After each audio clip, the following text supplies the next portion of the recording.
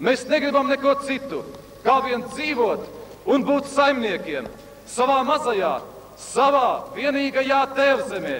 Piedod un palīdz Latvijai!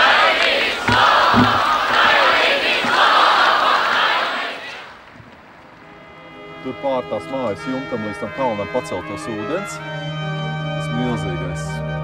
Rukotvornoju Moriet tā sauc kādreiz padomju komunisti.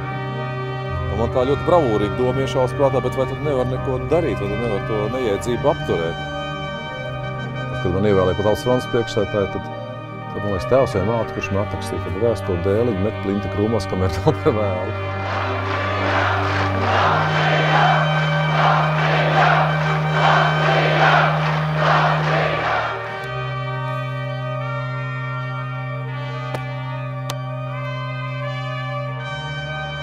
Mēs šobrīd, protams, nezinām to, vai mēs tiksim pāri robežai, vai mūs pārlaidīs.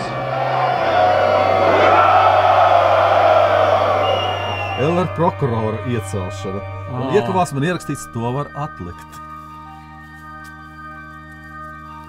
Un viņš piepieši man saka tā, viņš saka, Daini stājies partijā uzreiz.